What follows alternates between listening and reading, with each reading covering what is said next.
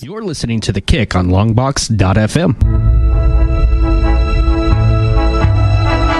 The Kick is for an adult audience. The Kick may contain certain material that may be unsuitable for sensitive ears. Listener discretion is advised. Non, rien de rien.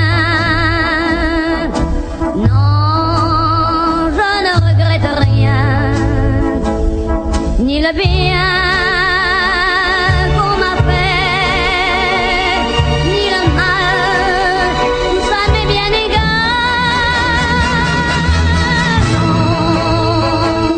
Non, rien de rien. Non, je ne regrette rien. Car ma vie, car mes joies, aujourd'hui.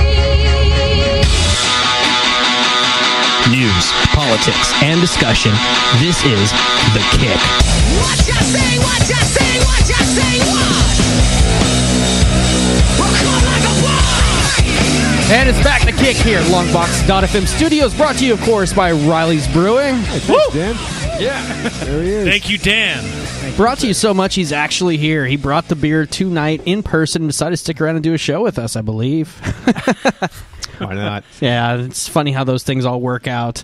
So anyway, it's the Kick here, Longbox.FM. You can we'll be talking news, politics discussion, all that fun stuff. This is a little bit more serious show than you're used to on our Wednesday nights, and we would love to get you to participate. And we try to find topics that are going to piss people off. So Super serious. Yeah. you can call in 492-0450. You can hit us up on the live tweeting that Vanna is doing, Longbox.FM, at Longbox.FM. And then, of course, you can join us in the chat room. You can Skype with us, Longbox. Everything, just look on Longbox.FM. You can It's stand easy. outside the bay window here and scream at us from outside. I would like people with signs one day, That would just be great. protesting us Yeah, outside. we haven't been Just a mob protested of yet. picketers. This is disappointing. Yeah, we need to step up our game, and hopefully with this show we can get those picketers going. We hate friends. babies. Let's start there. That's a good starting place. No, we like him. Little barbecue sauce. Hey, well, you know, That's not He the new raises- beer, is it? absolutely. Anyways, as you know, we got our show here, The Kick. We got Vanna and Ben and Kevin with us. Kevin, I know real quick before we get going too deep on this, you had something you want to bring up? Yeah. I know last week I had to take off at 9 o'clock, and I know that I also took on quite a bit of hate as well, which is okay. That's kind of what my position was for. I probably should have clarified before we got into it with everybody that as a libertarian, I don't give a flying shit what anybody does or identifies with or chooses to do. That is the glory of freedom. You don't have the right to make me pay for it, though. So that's where my personal qualm comes in. But other than that, do whatever the hell you want and enjoy your life doing it. I mean, live and let live, right? Exactly. And to the only thing I was disappointed about was having to leave early because there was still a lot left that I didn't get to talk about. There's things specifically about the transgender stuff, like laws that have been put into place, New York City stuff, some pretty Orwellian. And then there was the backyard fire dancing circle where we all just danced around half naked screaming, "We hate Kevin." I missed that one too. But that would have been awkward if I was there. Especially if you're joining in. And again, Ben, you've proved my point too. My next part was on interrupting, because last week we had a crap ton of interruption, and we kind of tend to go into circles this way when people just chase each other's responses. So I'm going to say here from on out, if someone is making a point and they say something that you're like, ooh, I got to jump on that, don't. Write it down and come back to it when there's a pause in the break. Because a lot of times people's trains of thought gets derailed and then we end up just going in circles again. I think Kevin's mad over last week. He is. Oh, obviously that's what I'm conveying. I'm fencing He an aura. had to I just feel introduce his a new aura. rule on the air, man. Here it is. Yeah, my new rule is don't interrupt people. I can see that lasting 10 minutes. 10 minutes. And lastly, well, this is just the jab back, I suppose. When I mentioned the report from the guy Hugh last week, there was a little bit of a jump on the guy as well as me, and there was a statement that the report had been discredited, and if it has, wonderful, but just stating it does not discredit it. So there must be a backup to the argument. However, I wasn't expecting her to have that kind of homework with her, so I took off the report as any kind of evidence that I was going to bring to the table because I'm not an expert in the subject. But I really would like to have Karen back on, as I said when I was leaving, because there's plenty left to talk about that I would really like to get into. So Karen and friends, please join us. You can hate me after I state everything. Just don't hate me yet. Just be fair. Well, to understand what he's talking about, if you haven't listened last week's show, we had Karen Adele Scott coming in. She is a transgender woman, and we discussed, obviously, we had a whole thing about transgender lifestyle, but the Orlando shooting obviously took precedence, and that's what we led with last week. But she was a fantastic guest, and we ended up hanging out a couple hours after the show. Yeah.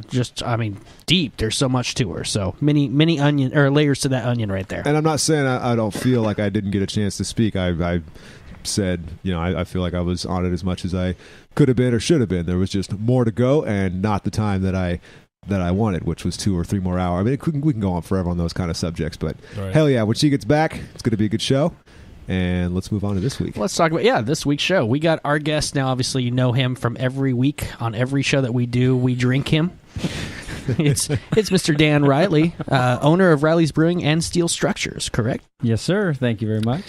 Give us a little bit of history background about you. Well, I was born at a very young age, and up in Oregon. Anyway, Central Valley, quick history, served 6 years in the military, grew up in a family business, have a welding shop, Steel Structures in Madera, employ about 30-some-odd people, have Riley's Brewing, which currently employs we have about 8 people. We're running product on the brewing side from Lake Tahoe now all the way down to the Grapevine and picking up a few other spots on the East Coast. We Steel Structures, we ship all the way out of the country. We got stuff in Guam and Barbados with hangar doors and pressure vessels. We do a lot of ASME work, and I am just an all-around nice guy, I like to think. Definitely. You've always been a pleasure. Well, it's been over a year now. You've been a pleasure to be hanging around with since Longbox came back online. Yes, sir. So, well, we got a bunch of stories that we wanted to talk about tonight, specifically with you, Dan. That's coming up here in the next segment. We'll be talking about high-speed rail and how Michelle Obama's trying to bend you over. Oh. That's got to be comfortable. And if you tie in last week's show, that could be awkward. So yeah, she's a burly man. Well, one of the things that I did want to do on the show, and again, it's still in its infancy stage, running some news, getting more topics in. So let's fast forward through a few topics that I was reading through. I have been getting a lot, and if you want, you can send them to the Kick, you can send them to Longbox.FM on Facebook, or you can send them to me or any of our Facebook pages. We look over everything and figure out what makes the most sense, what enrages us the most. Ooh, I like this. So like lightning round, kind of the news. Cool. First story that I decided to pull up for this. Apparently, obviously, there was a terrible attack last Sunday in Orlando, and we all know that Captain McAsshat went and shot up a gay club, Pulse, and killed 49. Mm-hmm, mm-hmm. Well, U.S. Attorney General Loretta Lynch made it publicly known that the tapes, the 911 tapes, that when he called in, are going to be made public. Yeah. Oh. Except that they're scrubbing any references to Islam or the Islamic State, ISIS, off of the tape. And for what fucking purpose? Now, why would they ever do that? Well, one might think. And this is where, and we didn't get to talk about it last week, but it was something that did piss me off a lot. Obama said that we are not going to reference this because we do not want to further the agenda of said parties. And this, again, the same commander-in-chief that also calls ISIS ISIL, because, again, he doesn't want Syria attached to the name. Yeah. So maybe he's smarter than all of us, or just... He knows something. Don't they always? Now, it was widely known that the terrorist, Captain McAss, had pledged allegiance to the ISIS during the phone call and claimed, I'm doing this for them. I think it's pronounced Captain McAss. Again, the call came in. It's been transcribed. It's out there, but everything washed off that had to do with they took those words away. Mm-hmm. Which, at what point does this come down to like white cop shoots black guy? Can we scrub out white cop? No, the white cop stays in. Can we pixelate his face so we don't know who he is? It's add the word racist in front of the white, and then privileged after the white. Okay, the racist privileged white cop. White privileged cop shoots black man. That's it. It wasn't even a black man. It's just that's the. Every headline that CNN loves. But I think that, like, this country, if you really think about it, this country, and a lot of countries now, just with the rise of information and technology and the way that everything spreads as fast and as far as it does on a daily basis, I mean, you can hear news from around the world in 30 seconds. I mean, as soon as something breaks, you hear about it. It's on Facebook. Whereas 20 years Instagram. ago, I mean, Yeah. news took a while to travel. But I think what it is right now, we are so inundated with information. I mean, if you look at Facebook on any given day of the week now, all of the desensitized shit that we see on there. I mean, you got kids who are getting beat up in the hallways at their school. You know what I mean? You've got girls who are just dressed in skimpy ass clothing. And listen, these kids are feeding off of a very primitive and primal nature, and I think it just gets younger and younger and younger as the years go by. But I think there's something inherently wrong with scrubbing out anything that had to do with the manifest of what he was trying to accomplish, because I think that you need to know that kind of stuff. If you're willing to watch a kid beat up another kid in a school hallway, and you're willing to watch, teenage girls jump around on a trampoline in skimpy clothing just because it's on Facebook, and there's a very slim margin of what can go on there now. I mean, it seems like the line is very thin and almost non-existent. Have you read 1984? But if you, Oh man, Have you read 1984? Yeah. You know what the guy's job was? He was to whitewash all the news reports and change the titles to make it beneficial for the state. Of course, and art imitating life, imitating art at some point.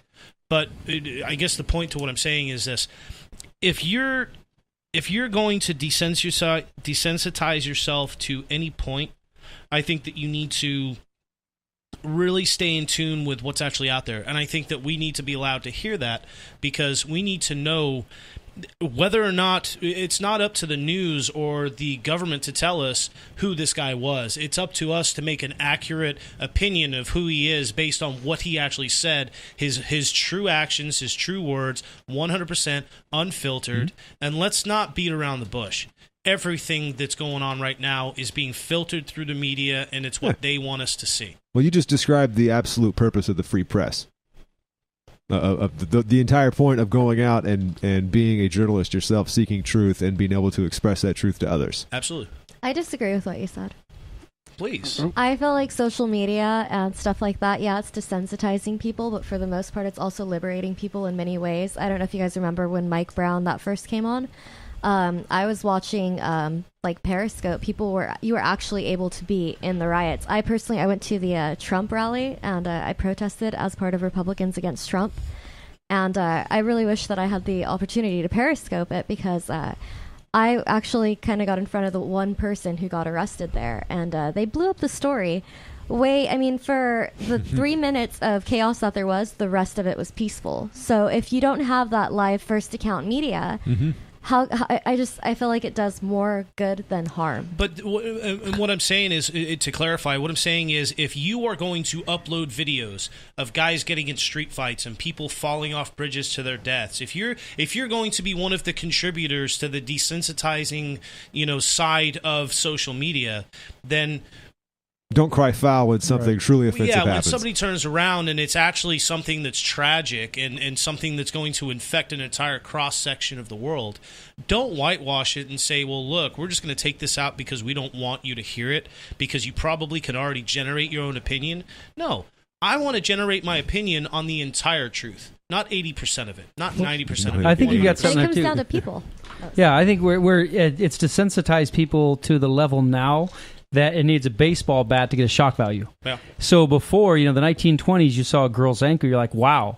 When a miniskirt came out, bikini was named after the island of nuclear bomb. Now a woman could walk down the street naked, and you're like, Yeah. You might get some attention. Most people be like, okay, and they might snap a picture and laugh, and you could move on, and it wouldn't even be disturbing. Yeah. And so now you get these events like at the rally, whatever it is, and you would have kids beating up themselves or somebody shooting, and it just doesn't have enough shock value. Yeah.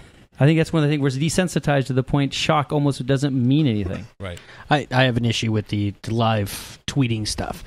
You want to see what happens live, yet you don't know the credentials or the message behind the person holding that phone. Certainly. No, but that's why you take multiple accounts and develop and develop your own opinion. Because it's setups. And you got to any seek out major your event. sources. I mean, as many as you can. Like me, for example, I don't just follow like one person. I follow both sides of the argument. You know, like I was also following people who were in support of Trump just to see what it was like, you know, inside. And, you know, there's so many outlets out there. You can really make your own educated opinion if you just try. Yeah. Yeah, it does, you actually, all it really takes is that tiny amount of willpower to do it. No, I'm young America. I want it to be spoon fed to me and do it quick in between commercial breaks on Teenage Mom. Welcome to Banana Yeah. Republic. Okay, I want to it's watch OG one Teen news Mom. station. Just one. That's it. Nothing else. That's it. I don't want any of the opinions. Right. Just one. Or read one newspaper. Yeah. Well, Yeah. going from that story, obviously, everybody's got their panties all twisted up about assault weapons and guns in general. So while doing some show stuff for tonight, found there is a petition out there. If you want to go to petitions.moveon.org, you can search and find it yourself. I don't care. But assault weapons should not be used by civilians and have no place in our cities and towns.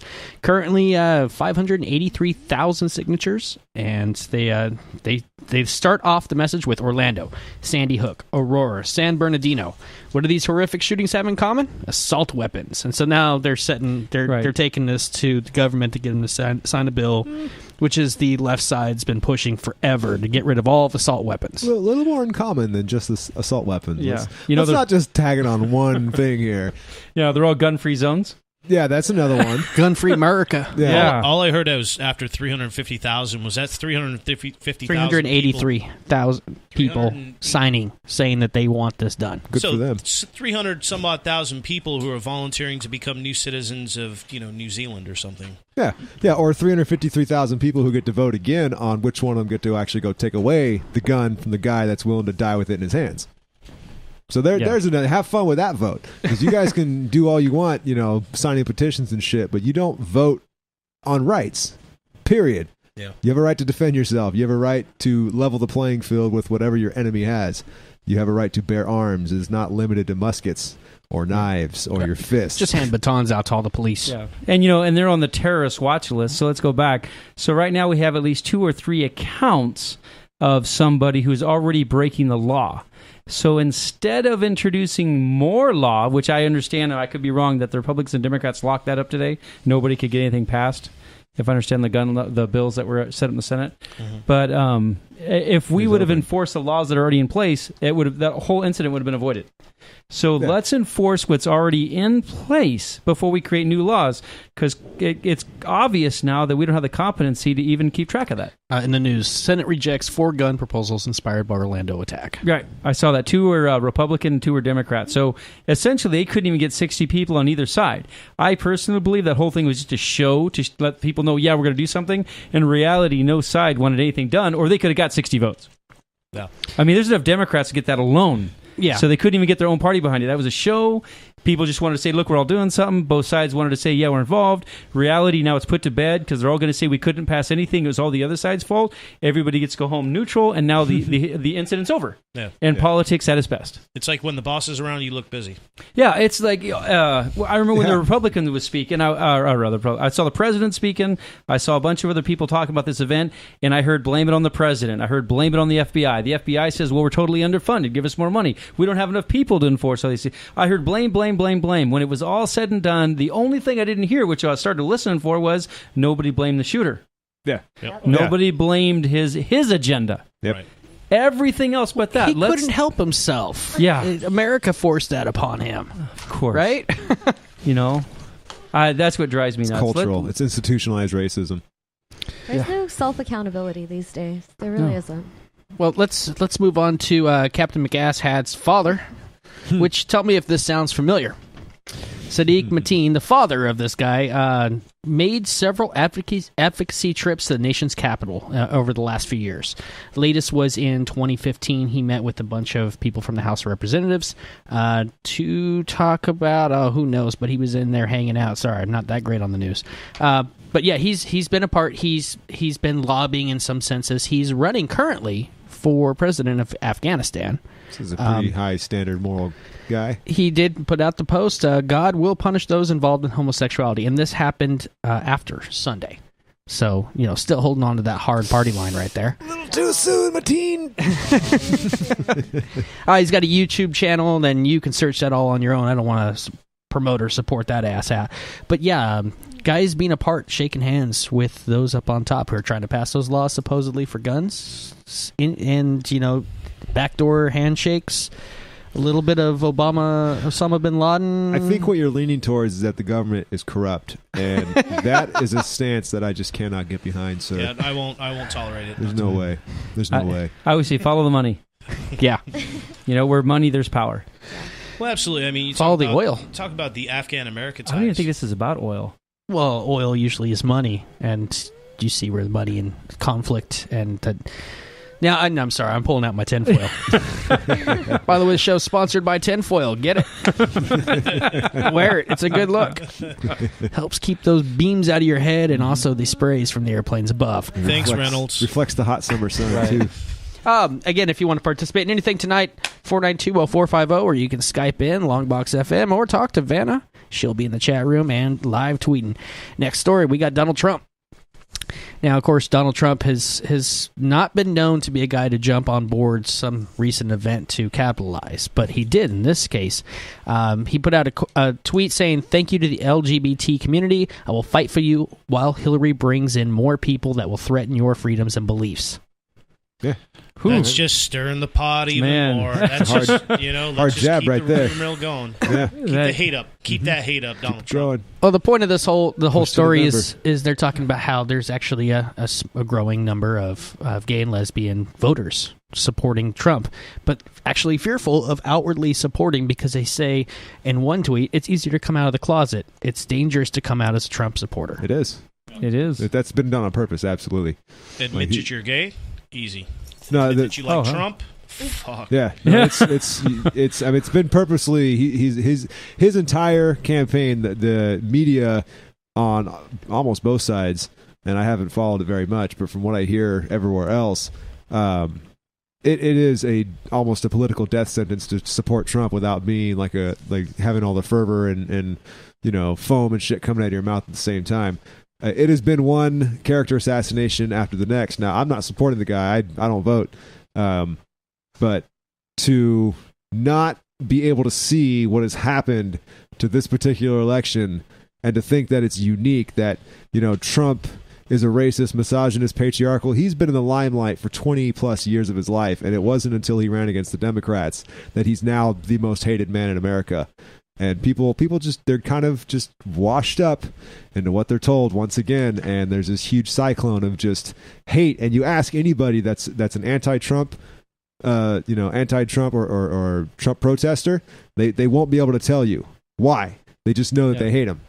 And the thing is, but everybody gets caught up. Everybody's caught up in the rhetoric of, Trump and the misogynistic remarks and the racist remarks or the borderline racist. Because, the guy's not going to turn around and straight up, throw some slang terms around when he's referring to people. But he's definitely going to say, well, listen, these people over here, all of these brown people are bad, so we got to build a wall to keep out more of these people. We got to tighten up our borders. We got to build the walls higher. People just get cut. Like you said, it's a cyclone. It really is. It's a spin cycle of everything that's been swirling around him. And again, with you, I don't support him. What I think that people don't realize, though, is that at some point there is going to be these events like Orlando last weekend where it just became this thing that all of a sudden now you have another way to divide people. The world is becoming such a divisive place, and we are looking at everything in very categorized and boxed off terms. And, this section is black. These people are gay. I am white. And if I am looked at as white and if I am recognized as white, I am privileged in some damn way. We look at these things, we label everything, and we make it incredibly vocal when we label everything and we say, look, now Orlando has happened. So everybody, every gay person who is scared for their lives and is scared to, walk the streets or whatever the case may be, they're now looking for the next fix. They're looking for the next best thing. You're playing on very, very basic and very, very primal fears because you're saying, look, if this club shooting could happen in Orlando, it could happen in San Francisco. It could happen in New Orleans. It could happen in Dallas. It could happen anywhere. Yeah, bad things can happen. And Absolutely. it's going to happen. But the more that we perpetuate the fear cycle, the more you're going to divide people, the more people are going to start lashing on to, whatever's out there. Somebody who the comes next along big and thing, says they can fix it. Trump is just one of the many ladders that these people can climb to safety. Okay. Dividing voice here. You're right. Is there any Trump supporters in the room? No. Anyone throwing the vote down? I'm going to have to say yes. Here it goes. Here it goes. And I'm ready for it, and I've heard it. That's all right. Because I spar with some of my coworkers over the fun of it. And there's times I'll switch sides just to see if we can find a better argument. It's fun to do. And you say, all right, hey, that's a good one. Let's look up the answer, A couple reasons is, well, one, the thought as a business owner. So I'm going to be selfish. As a business owner who has about 40 families under his belt. Now, I'm just going to say people. There's families. I mean, there's wives, there's kids. People rely upon me making good decisions so that I can provide food for their family and clothing and everything else. Yeah. As a businessman, looking at Hillary and Trump, to me, there's no question. What Trump wants to do in a lot of aspects absolutely is for business. I don't care if you're white, black, whatever it is. If you're a business owner, he will be good for you in the direction you're going. That's part of my biggest reason. I've heard I employ a lot of Hispanics at my shop, and actually I'm surprised at the number of them that support him. Oh yeah. And I just was blown away because at politics you really get nervous about saying anything at work, right? Oh yeah. And I have as a boss. I have the lunchroom's kind of talking, and then I kind of hear about some of the stuff going on, and then I just had to pop my head and say, well, okay, what's going on? So I have one that's a homosexual, and I have a lot of Hispanics, and their argument on that case was, I did it right. I'm here correct. I'm paying my taxes. They're not. Mm-hmm. The services that we did, we're working hard. They're not. A lot of the problems that come in, it's theirs. I was recently at San Antonio for the NASCAR race that we sponsor, and I was surprised down there. There's still people getting their heads cut off at the border. We don't even hear about it up here, and the drug cartel are still using mules coming across the border down there to the south part, and people are getting their heads cut off for purpose. 99 Freeway 99 is a major drug trafficking freeway. Absolutely, and that was one of their arguments. This isn't me. This is them speaking, as a lot of them from Guatemala, from Panama, from Mexico, saying one of the reasons they want to see that wall, first of all, it would save lives. Their own people. It would save lives because then they couldn't just throw stuff on their back and take them across the wall. The other one is if people come here legally, of course, they'd pay their taxes, they'd have a ID number, and maybe it'd stop a lot of the guys who are sneaking away from crimes they've committed all the way down south to just get away. Mm-hmm. I was... Keep our bad in, keep their bad out. Yeah, I guess. I was just surprised to hear that, and I just didn't... I wouldn't have thought about it as me. Obviously, I've gone to Mexico and everything else, but I'm not part of that culture. I would have never thought about it. I just wouldn't have expected. And then, of course, in the other one, it's just going right after Orlando and then having Trump say there should be no gun-free zones. Give us the chance. This is just France again. Yeah. I even brought my little list here for it of where all the zones are. And you go down the list and guess where all the shootings are. Yeah. Exactly. So then give us the chance to shoot back. Mm-hmm. It's kind of the fair. If you take away all of our guns, let's look at the history of what happens to countries that take away their guns. I did some history, and a friend of mine's from the UK. And in the UK, the cops can't even carry guns. Yeah. Violent crimes, I actually pulled up, which I was amazed finding reports on the internet. Almost all of them are wrong. So you have to actually go to the FBI pages to actually see what it is, because all kinds of people have agendas.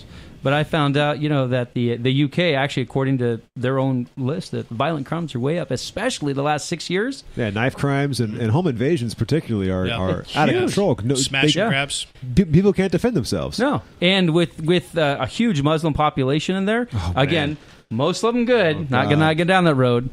But that's a major concern to them right now because it's becoming like France. Yeah. There's riots and there's the little fights about. In England, England is a huge waypoint. I think I've mentioned this before on a previous show. I might not have. Might have been a different conversation. But England, coming from the Middle East, and when you get all the way out to England, like literally you're on the last island before America. So everybody's just getting bottlenecked there, getting their papers, waiting on everything to kind of settle in, and everything just kind of gets. It's like a bottleneck in traffic. Mm-hmm. Everything just kind of gets stopped up at one point, and then they just springboard on the planes and they head this way. Yeah, because I've got a lot of friends friends that are Muslim as well too, especially in farming. A lot of good, hardworking, Hindus, Muslims, and so forth from the country. Families out there in the fields, good people. And they said they've actually got their own little sub-police, if you will, that goes to the mosque to make sure they weed out their own extremists to the best they can. Yeah, it is that bad. There should probably be more stories of that going out, because there is a massive, kind of hate brewing just across the board.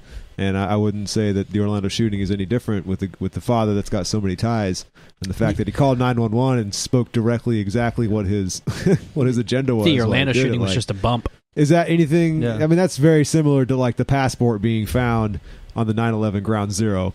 Like the whole building got pulverized into dust, and the passport survived the fires that were hot enough to burn steel. Like, the guy called 911. Oh well, that's a smoking gun right there. Like there's, of course, a lot of questionable shit that's taking place, especially after all the information stuff that's come out after the shooting of people like eyewitness accounts talking about, bullets not being able to be that many bullets not being able to be fired in that amount of time, or how the cops very well might have gone in and shot up more people themselves just from the SWAT team going crossfire, in just shooting into the crowd. Like it's crazy. It's absolutely nuts. To go back on the point of the story here with Trump. Sorry, I missed the front page of it. The whole thing about him and his support and reaching out, obviously, to gay, and now we all know how bad of a guy Trump is, as everyone talks about all the time, and this is kind of what we've been kind of jibber-jabbing about. Gays typically vote Democratic. And stats in the last few years, the 2012 election, 76% of voters who identified as gay voted for Barack Obama. 60% of lesbian gay people are identified as Democrats, and they found in May 2016, 84% of likely LGBTQ voters preferred Democratic presidential hopeful Hillary Clinton. But it seems like Trump is starting to kind of... Like, if Trump, being who he is pulling more gay over, like he might be doing something right. And the big quote here is, he's the most pro-gay nominee that the party has ever had for president from a Republican aspect. Republican is you're straight white male married and goes to church. Yeah. That's it. If you go outside of that norm, you're dirty wrong. commie. Yeah. But you're exactly right, too, because, again, it goes back to playing on the primal fears. I mean, Trump, since the beginning, has been a spectacle. I mean, obviously, he's got some standpoints that, it's hard to disagree with, I'm not a Trump supporter by any means, but, I mean, if he's speaking some common sense in terms of let the people keep their guns. Let's start tightening up on these gun-free zones, and let's really start looking at where our susceptibilities are. Where do we feel vulnerable? Where can we really start to make some money in terms of defense and protection, and making sure that people's lives aren't in jeopardy on as frequent a basis as they are today. So with things like that, yeah. But I think that, again, we're such a fanatical society now. I think that, again, we're just wrapped up in desensitization. We're wrapped up in spectacle. And I think that, the next biggest thing that comes along and that, harps on the things that we've always wanted to say but never have said, I think that, if I got on the table right now and I had an audience of 10 million people and I just started saying what you guys wanted me to say, I want to hear him say this. I want to hear him say he hates this guy or this guy. I want to hear him talk some shit, and that's what Trump does. Trump talks. He gets out there in the public eye. He plays the marketing. He talks a little shit. And at the end of the day, I think that's ultimately what gets people, is because at the end of the day, he's saying what people want to say. He's saying what people feel. And after the Orlando shooting, I think that there are a lot of people that are starting to gravitate towards, all right, this guy, he actually gets it with the guns. He gets it with the safe zones and the defense and the protection. He gets these aspects of why the shooting happened. And of course, politics being the way they are, a tragedy like this, I mean, yes, the nominees take a day or two off, but then Tuesday morning they jump right back into it, and so they just play up on these emotions that are still relatively fresh. So... No, they're campaigning. They're doing their job. Never let a good tragedy go to waste. Well, I know we got two guys in here that have military background, Ben and Dan. Oh, I was going to say Vanna? No, well, Guys. she's got a secret type of military background. It's Not allowed to classified. discuss it. Right. News out in USA Today. The Army plans to cut 40,000 soldiers from its ranks over the next 2 years. Reduction that will basically virtually affect all of its domestic and foreign posts. They're saying that the troop cut will affect groups in Iraq and Syria. Which, by the way, if you didn't know, there are troops in Iraq, even though we pulled them all out. Most people would never know that, would you? What do you mean? Obama pulled them out. We're all home. It's over. We've got troops in every country except for like four. Well, it's like when Bush declared, mission accomplished in 2003. A month after everything happened. It's Whoops. like, you can't take them at their word anymore. Just gotta show me the pictures. Well, they're saying that this will not be quick. It's a long-term campaign, but they are pulling troops out of everywhere. They're making cuts because, shocking, the budget is over, so they can't afford it anymore. I'll be damned. They went from 570,000 soldiers just a couple years ago to now they're trying to cut down, like I said, 450,000. If the budget cuts happen, it's set to begin in October, Army would have to slash another 30,000 soldiers. At that level, the Army would not be able to meet its current deployments and respond to demands for troops in other regions. Sounds like a good idea. Now we're just stripping away the resources and the bodies out there, which I think we've gone through this, right? I have a question. Chris, you don't realize they're stripping away the Army bodies. We still have the Marines, dude. Has anybody studied Rome? God. I got a joke. But hey, go ahead. Here we go. Something just started. Honestly, has anybody studied what happened to Rome? Yes. And why they fell? Dan, you want to take it away? The budget was too expensive for HBO, and they had to cancel. More or less, on a grander Fat, scale. lazy socialism. Don't have to work anymore. Pay them. Here comes the barbarians. Oh, we have no military anymore because we didn't need it. Oh, what happened to our country? Oh, it's destroyed. Yeah. Crumpled on its own We just followed the road. Yeah. Yeah. Yeah. And somebody played a fiddle. I don't know. There was music somewhere. Sounded nice. Yeah, it sounded nice. Nice backlighting. Yeah. They became a political empire. They went And from it killed what, like, what was the actual number? It was like 3 million to 30,000 or so in the course of 2 years or 3 years. Yeah. The population. It was like the number one, basically the superpower of the planet. Sure. Down to nothing. Mediterranean, yeah. Absolutely They were nothing. opposed to Egypt, which was a badass back then too. Yeah. And just expanding and Reading. printing more money and inflating in their currency. And then Well, and this dust. is a time where we need, terrorism is not an army. So when you have places like ISIS coming up, you need instant reaction time. That's what we go back to shock troops. Land the troops and go. Yeah, we need to have carriers. We need to have the Navy at its finest, so you can leap no matter where you are. You catch a carrier in the middle, you leap right to your next destination. In 24 hours, you can have a division wherever it needs to be. Yeah. But it's easier. It's easier and quote unquote cheaper to just bomb the targets that you have inside information. And with that being said, I would love to know what the cost of a dozen bombs are. Well, versus the cost of training, housing a dozen troops, maybe 100 troops. Like when does that meet? When does that number hit? Well, I mean, it's talking comparative numbers as far as gasoline and gunpowder. Yeah, the bomb itself, but then also the plane and the pilot to fly it, the fuel, like everything else it takes to deploy it. Well, I think the real answer is, what do you want your result to be?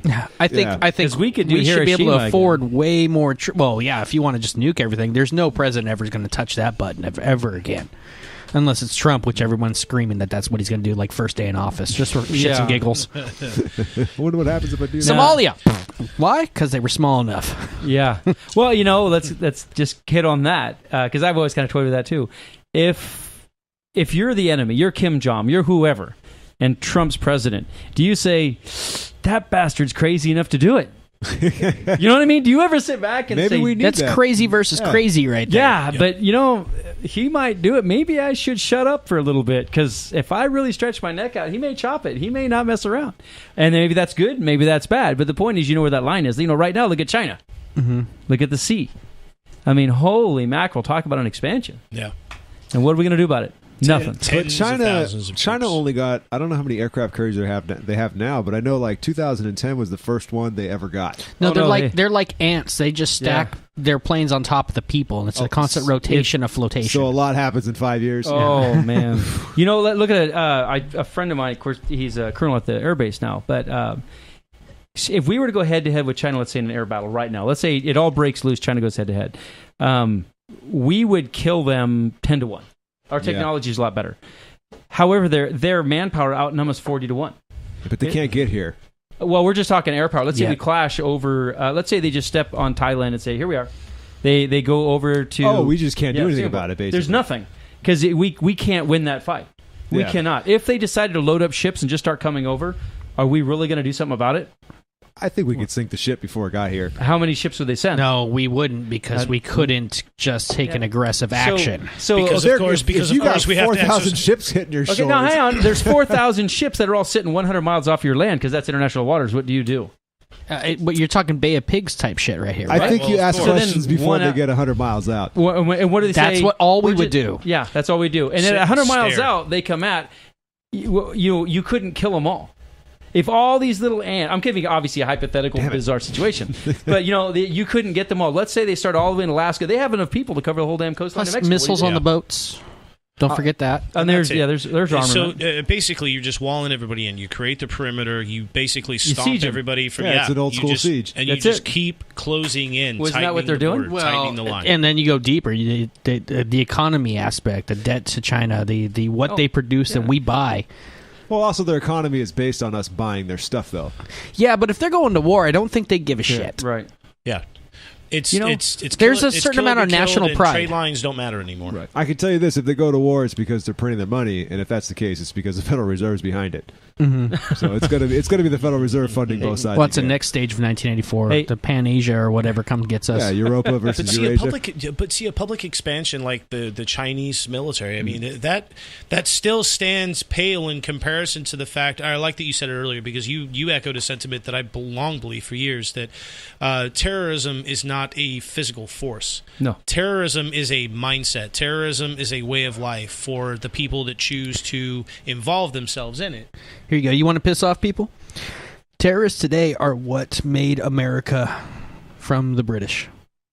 Terrorism today, Because the British fought European style, lined up wearing your Right. fancy red coats. sure. There was an honor, a properness to it. Right. We hung out in trees, behind rocks, set booby traps, did bombs, did a Yep. bunch of shit. Man, we decimated. We learned from the Indians. Yeah, Yeah, what is that? Indian style they call it? From That's books years racist ago. now. You can't say Indian. the CIA also Sorry, taught- redskin style. Yeah, that's good. The Easy. CIA also taught Bin Laden and his army in the 80s how to fight a superpower like Russia Right. by being able to take a $20 million airplane down with a $200 rocket. And they're- 200, huh? It's pretty well. This is 1980 money, so things are a little bit Inflation now. different. Yeah, inflation's got kind of nuts, but they're doing the exact same thing to us. It is like, I don't know what, taught 'em well. 10 to 20, 30 times more expensive to attack than it is to defend. Wait a minute. We have high Depends what it taxes. is. We have we taught have the largest debt. We spend are more we, money. Are we British? Oh yeah, 250 years ago? yeah, Yeah. Okay, Yeah. great. Just about. So we have the largest debt. We spend the most money, yet we're cutting back our military because there's no budget. The FBI isn't funded enough because there's no budget. Where's the money going? Right. Wait, you guys mentioned about obviously Middle East is a big hot issue. You brought up Korea, Kim Jong. Yeah. Yeah, North Korea. There was one thing in that story that did catch my attention. Alaska, the joint base Elmdorf, Richardson, and brigades will be downsized from units of about 4,000 soldiers to 1,000. Our cold weather troops.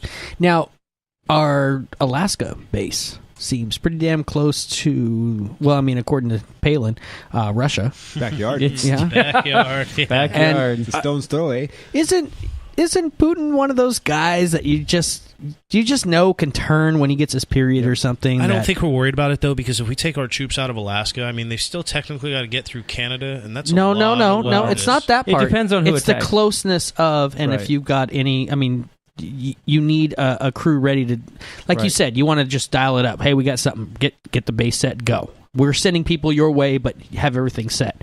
When you're cutting off the land closest to not only Russia but South Korea or North Korea, sorry South Korea.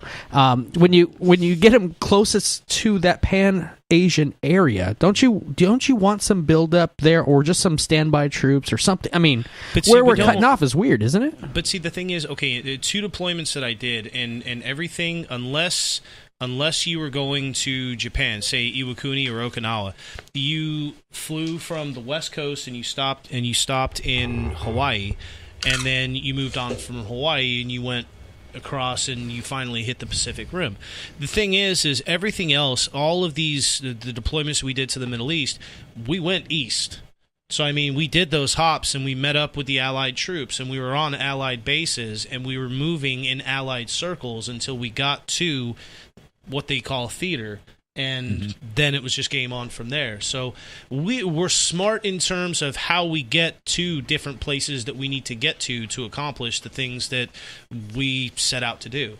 You know, we're not traversing across eastern Russia to get to, you know, the Middle East. I mean, we're taking the smart route and we're saying, look, we're going to get as close as possible by the safest route possible. And then we're not going to jeopardize ourselves. So, I mean, when it comes down to it, if the Russians ever wanted to try and invade America, doing it through Alaska is the dumbest fucking move possible. Just because you've just got to survive those elements. And I apologize. I played video games as a kid. I never did military, so I don't know these things. When it comes to risks, you definitely go through Alaska. That's the border. Yeah. But hey, the Russians are used to cold. I don't know that's So their similar. Yeah, I mean, if they depending on who the president was or whoever's in charge, say. I mean, again, this is all huge hypothetical, but if they kind of come through and hold that and say, okay, we're sorry, but we'll stop now. You know, how many people would say yes or no? I don't know. I go back to the ostrich syndrome, right? No, you know what that is, right? Yeah. America. Yeah, America. Those who do not study history are doomed to repeat it. And if you look at exactly where we are right now and look at us pre-World War II, looks awful similar. Yeah. Besides, you know, I just thinking of all this stuff in China thought me another point. A Trump point. Trump should run as the savior of the Greenpeace movement. I know you're like, what the heck? He should go out there and say, you know, he wants to bring all the jobs back from China, right? I'm just thinking of China, so he should go out there right now and say, you know what? Think about it. China runs factories 100% polluted, unscrubbed, unregulated. We have some of the tightest regulations in the United States. All we got to do is bring all those jobs back to the United States. We could cut the CO2 pollution of the world by bringing those jobs to the United States under our standards. How's that? Except the reason they left to begin with is because of all the rigorous regulations and shit they got to. Yeah, exactly. But now I feel like we're going to get into later. You're coming out with Greenpeace. That's nothing. Oh, you don't have to tell the truth. Yeah, exactly. So this is you just got to make me feel warm. politics. This is There we go. organic. Yeah. hey, just Yeah, like he looks good to a lot of the people who identify as gays. I mean, he's going to look good to the tree huggers. I mean, shit, make some money on the side. I guess. You know what? We'll bring them over. We'll save the pollutant. Think of all these unregulated Chinese factories that are just pouring smoke in the air. My right? vote 100% goes to anyone who talks about, legitimately talking about he's going to do it, bring jobs back, and this is how, and by making it difficult for everyone else to get their imports here and benefit those businesses here, promote them, support them. Yeah. Let's move on to, I got two stories left. One local here. It has to do with Fresno. This is kind of more just a little heads up for you guys driving around.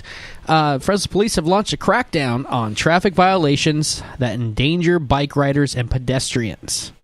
They're going to be looking for anybody who doesn't come to a complete stop, wait for everybody to start walking, all that. And it does not mean just when they pass you and you're about to make that right-hand turn. You have to wait for them to apparently get all the way to the other goddamn corner of the street before you can walk or drive. Wow. Keeping our county safe. Yeah. One blue let's crack down on the costume bike. at a time. Let's crack down on one. And just as an aside, let's just crack down on the Bic lanes. Are we? Yeah. Are we not the meth capital of the world? Did we Yeah. lose that Especially- title? Alcoholics per capita. I think they would walk faster, being the meth capital No, of the world. I've People should actually- walk faster across the street. I've been held up by only a guy. take 3 steps forward, 1 back. They turn around, Yeah. come back, turn around, come forward. I've been held Sit up on by a the guy ground, just cry. standing there, not yelling at me, but just yelling in general. He just decided that was his soapbox moment. It was right there in the middle of the street. And it's like, oh, come on, Bike man. lanes. See, Seriously. again, Madera, you're on your own, right? I mean, you better cross it on your own will. We're not going to stop for you. You just stop that guy crossing. Hey, what do you do? I'm a professional street crosser. Yeah, exactly. what I do. You'll get rear-ended. You stop for that. Well, this I like They hit you Madera. stop for. Madera is the only place in California that I've been that they know how to use 4-way stops. Like with the stop signs, I'm like, No one yes, does. they get Fresno it. knows how to terrible use for them. that. They just choose not to. Yeah. All right. I know about that. This whole thing is going on because apparently police have investigated 50 fatalities and 800 collisions involving pedestrians and bike riders over the last 3 years, which sounds ridiculous, but I'm guessing those collisions were like some of the simplest things. But anyways, this isn't just about the guys driving the cars. It's also about the cyclists and the pedestrians are not off the hook.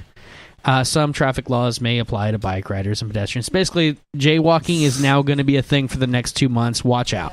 I thought they did that years ago. They were giving out tickets like candy for jaywalking, right? Yeah, Yeah. Fresno PD seems to do this click it or ticket. Like, they give you the heads up. They give you a warning, like, for the next 2 months, this is what we're looking and caring about. And then after that, you're going to get your don't drive. And usually this comes up on summer, drinking and driving, so the checkpoints go out in force. Now they're talking about bicycle riders, pedestrians, all that. So this is the new thing, is you're going to have to stop completely, wait for the person to cross all the way over before you go. If you do a rolling stop, anything, they're going to be watching corners. So did we not just have like 2 of the councilmen here and a couple months ago talking about how we needed 200, 300 more cops to take care of all the violent crime, and now we've got cops being dedicated to issuing more tickets? Yeah, didn't we bring up the idea? What are we doing with our current police force? Yeah, didn't I bring up the fact that it might have been a revenue generation when you set up all these DUIs with clarify the junkest city in America? Like, don't you think there might be bigger shit to fucking deal with? God damn it. They can't erase the homeless. They don't need money anymore. So Yeah, they can't touch them. Yeah. Why arrest them? They're just you take them to the county and then it costs you more money feeding them. Yeah, exactly. They're out the next morning anyway. You can only steal from people who have shit to steal. Right. That's it. The truth is there. That's it. Last story, and then we're going to take a break and then come back and talk with Dan. And this story has nothing to do with news per se. It's just sad. It happened yesterday, and so I was in the middle of my Father's Day stuff with my family. Star Trek lost a member. Mm-hmm. Anton Yelchin, who played Chekhov in the new movies, who's coming out in 32 days as of today. I still have a date with my mom.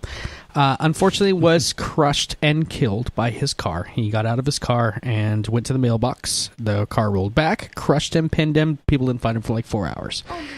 It turns out the car... Shitty way to die. The car is a 2015 Jeep Grand Cherokee, which apparently, as of today, it was found out as part of a global recall for issues with gears slipping, changing, people having issues with cars rolling away when put in park.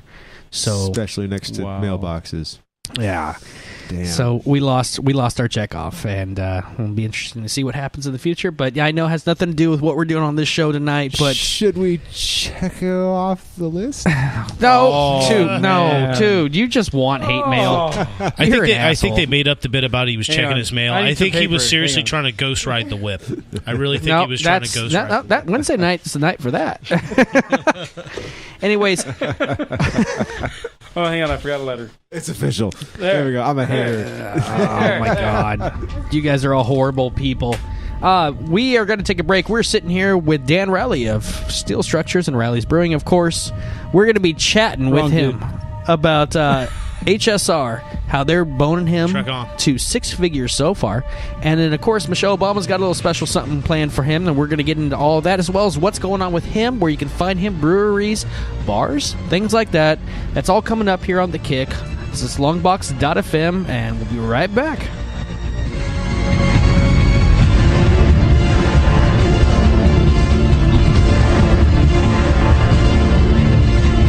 You're listening to The Kick on Longbox.FM. Segment of the show is brought to you by Peeves Public House. Peeves is a hyper-local space for residents to experience the Central Valley's best casual pub food and drink. Check them out at peevespub.com.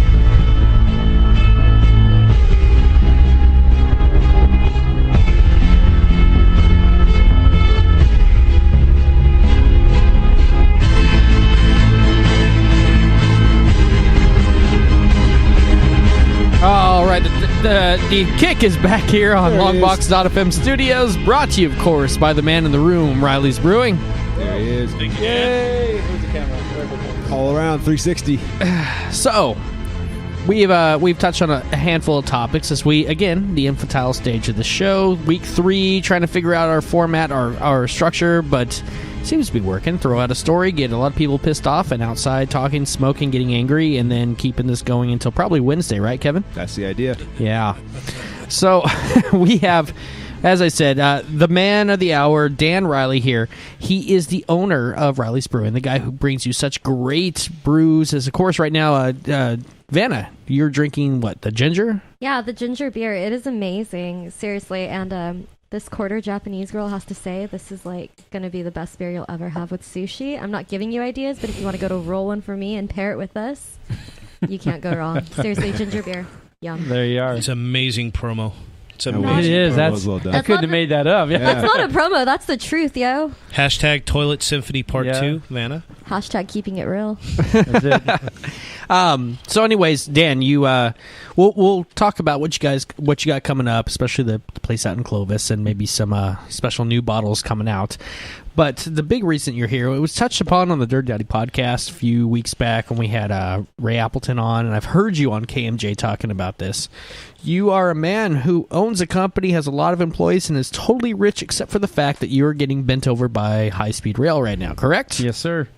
Give us that story of the high-speed rail. Okay, Big so sigh. yeah, I know it It's just gonna go deep. it can, yes. Hang on, which way are you talking about? Just to clarify. Anyway, so we Whichever way the government yeah, gives it to you. that's it. Yeah. So what we have is this started in January of 2013 to show how far back this goes, and we were notified that by mail that the high-speed rail was going to be near my property and could potentially, might somehow impact us. That means it will. Yeah. So, as time went on, then obviously it did. Then it was up close to my building. Then it was going to be moving my shop. Then it moved back over to the east side. Now it's going to go down the east and the south. They're putting an overpass in place, which would completely remove my entrance. Just out of curiosity, do you have my videos? Could you pop them up when you're just? I don't know. Which if you can. videos? The one with some of the tanks coming out. Did I ever send you those? No, With but those if you tell me where to go find, are they on your Facebook? Yes, they're on Facebook. You'll see Okay. some of the ones taken on. Anyway, so some of our loads, just to give you an example, we're a heavy shop. There's only a couple of us left. There used to be 5, and then 2010 hit, 2012, and 3 of them went out of business. Good people, too. Lord's down in Bakersfield, Kings Valley Industries up in Madera. So now there's really only 2 of us left doing this. I own everything's running well. I can employ about 40 people. Right now I have about 30. And some of the loads we take out of my shop are up to 24 feet in diameter. And they're the longest ones we take are about 118 feet long. Jesus. So These usually... are pipes? Huh? Are these pipes? Or They're usually pressure vessels, or they're could be vacuum chambers. They're helium tanks. They're code vessels. So what that means is we usually have to take X-rays of them. They're designed for high pressure, high temperature, cryogenics, things like that. So being ASME engineering, that's the code stamp we put on these tanks. So that's why we build them the way they are, because you can't get them down the road or build them in the field very well. Yeah, you're talking, though, the size of something like a silo. Oh, yeah, absolutely. Yeah, just and 118 feet. That's like a small submarine yeah. on the back of a semi. Exactly. It is, yeah, and it's called a 9-axle, which the video, if people are listening, your listeners are, if they can see you on the YouTube or whatever it is, you can see some of that stuff. It's impressive. It's how I say it's humbling, and at the same time, it's got a lot of pride. Yeah. Because you get to see something like that. I built that. You mastered it. You mastered it, yeah. I am the master of my domain. Exactly. Yeah. So within about 100 miles or so of my place, it's usually cheaper to build large vessels and ship them than going to the field and even building some of the other stuff. So what we've been able to do... I got it. I see the video of the big one being hauled out. Here we go. Yeah, that's one of them. They get a lot bigger than that. That is a small. big-ass septic tank right there. Yeah. That's actually a small one. There should be more. If you go down deep, there's one it takes the whole driveway to turn around. So that one just got a pilot car, and that's a baby one. But you notice how low it is to the ground? If it was up on a regular semi-truck, it would hit the power lines. So what the high-speed rail is doing now is they're trying to put a bridge in front of me that my trailer's too low and I wouldn't be able to get out. That's your only exit, right? Yes. Okay. Yes. And now, for people that don't know, I don't know if I'm pretty sure you mentioned it, but you're right out there off of Avenue 15 and a half. Right, and Road 29. Right. And so your driveway actually exits to 15 and a half, That's right? correct. Okay. Right, so we have access to all the roads. I mean, give you a background, steel structures started in 1952. So it's been around a long time. Some of the other tanks we have, which some of the other videos, if you're scrolling through the Facebook, is we usually have up to 5 CHPs will escort a load. There'll be 2 to 3 in front with called hopping, blocking traffic, blocking intersections, because we'll have to go down the wrong way because you can't go under a power line. Yeah. You can't go under a stoplight. We've got a lot of the stop signs around the area we pin. We actually take the bolts out, drop the stop signs so we don't hit them, and then bolt them back up. So we've been doing it a while. The High Patrol knows us. The hauling companies know us. The escorts know us. So now with their high-speed rails, they want to tear out that front and put a bridge up front that I cannot get out.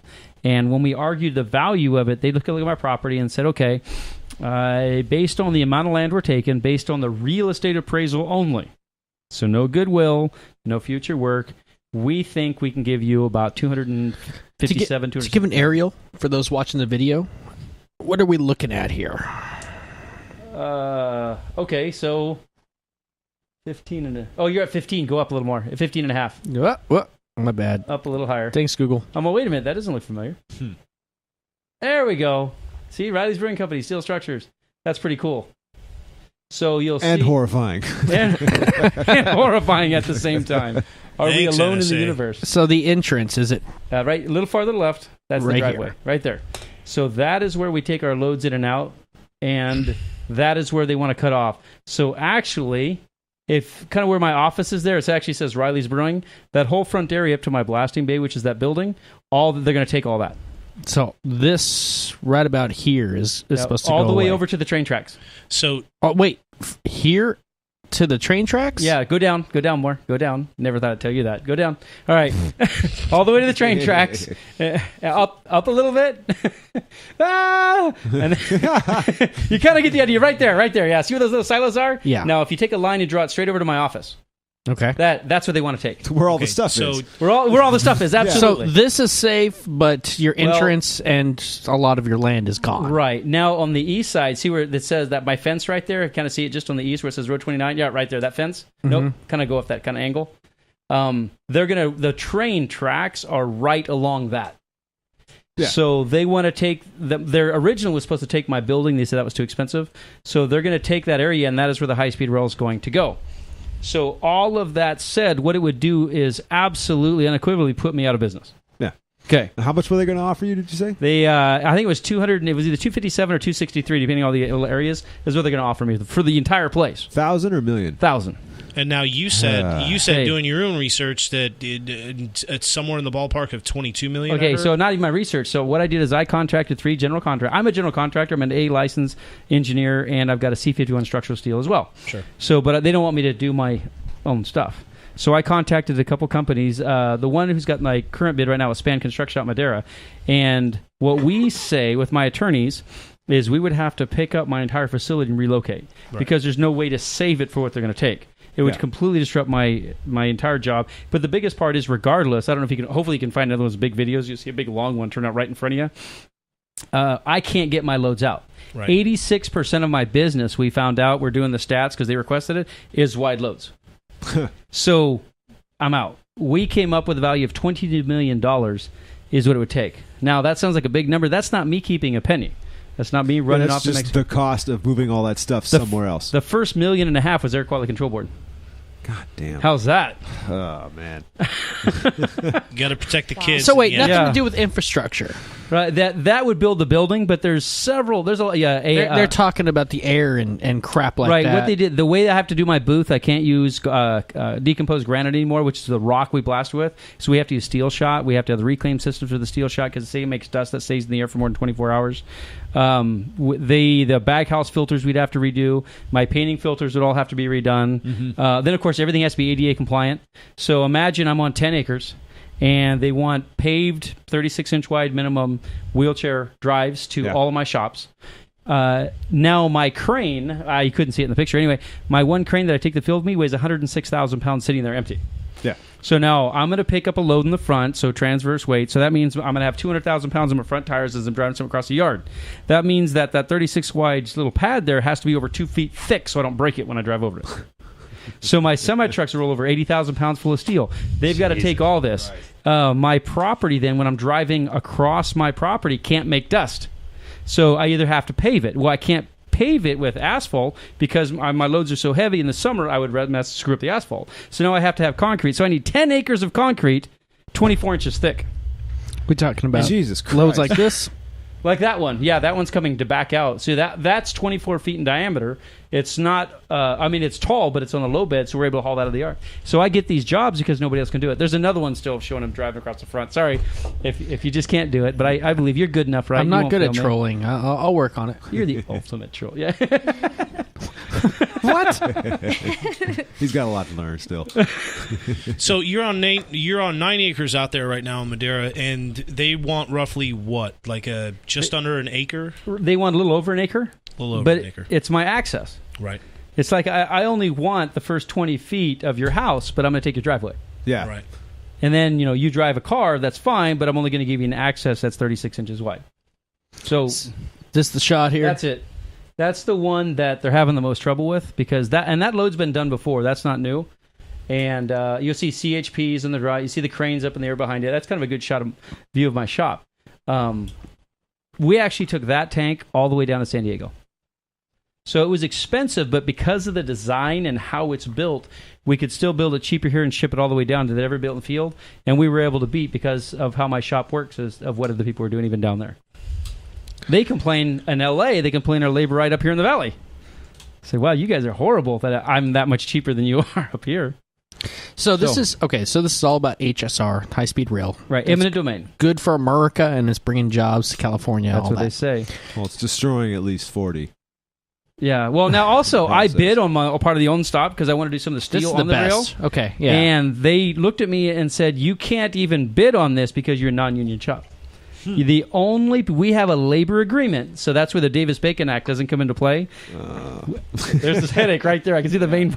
So because I'm a non-union shop, I am not allowed to work on the rail. So you can't even recoup some of the cost and Nothing. some of the loss. Nothing. How about if you do get moved? If you get to a new place, do you get to at least get your own contract? Well, Nope. I guess that's really useless. They can't throw in. No, they're 'cause not they're gonna throw in paying a for it. contract Right, they're that, paying. yeah. So what they do is they won't buy permits, they won't do anything. They're going to say, "We will write you a check for this much money." So they offered me the 260 something, which is ridiculous. So we countered and said, "This is what it would take to move." Then they said, "Well, how about we just give you 4 or 5 million, go to Mexico and retire?" And so that's not what I want to do. My kids are 13 and 15. I'm Generation 3. I want to pass on Generation 4. I have no desire to close up the brewery, close up the shop, and just walk Did away. they actually make you that offer? They did. Almost verbatim or verbatim? Almost verbatim. That is absolutely disgusting. But that's what it is. That the $250,000 offer was just like, just shove that in his face Yeah. because we have $5 million we can offer him too. They appraised it and offered me fair land value, is what they said. But it's not about the land value, it's about what I'm doing with the land. Yeah. Right? Fair enough. And then they did offer me the second value. Maybe I just go away. Again, if you want to talk to Dan, you got a thought on all this, the number is 559-492-0450, or you can Skype in Longbox.FM. Dan, crap. I'll just say, much. and if you're for high-speed rail, call in and prove that somebody who is for it exists. Yeah. Well, I can tell you, they're lawyers for it. Their engineering departments for it. No, how'd you get so hosed? Okay, Surprise, surprise. I know about a company here in town that was given the option to bid on basically a brand new rebuild of a building of a company that was lost due to high-speed rail. That company, they were going to move to a new location. They were going to get, basically, from what the quote was going to be, the best of everything. Sure. Not only replacing what they had, but like we're going to go ahead and update you 30 years. And I mean, you're getting the best servers, the best assembly line, the best fruit lines, all that stuff. Now I know what you're talking about, yeah. The company that I know of got the bid with the understanding that you're supposed to bid higher than the one that was going to win it, predetermined. So it was like Fantasyland. You write whatever you want. We just need to prove so that we went somewhere else. And it was another company involved too. So there's 3 bids. The one pre-existing knew that they were going to get it bid had to be the lowest. So of course they shared their stuff with that company. Yeah. And that company went and made their bid however they wanted, and it went out. But they got anything and everything that they wanted. How are you getting boned when, from what I know of that scenario, how do you get boned when other people are getting whatever they want? I'm going to say a couple different ways. One, I didn't get involved in the political arena soon enough. Now I've made a few friends. I've kind of know a congressman. I know some board members. I know this, I know that. Too late. But I know them now, so hey, that works. The second part is they were an absolute take. There's no argument. They're gone. Mm-hmm. So we're going to have to move them no matter what. What they're arguing with me is they say I'm not a positive take. They say they can redesign it around me. So that's the other problem. Here's the flip side of this: is our first court date. How far away are they from you? They're about a half a mile north of me right now. Okay. I can see the cranes in the air. But they're also a little bit behind schedule too. They're right? way behind. They should have torn my place down in May. Haven't they been put on permanent delay for your delay? No, this part's funded. The northern part's still funded. It's the southern part that's they're trying to delay. Okay. So, but like half a train's going to work.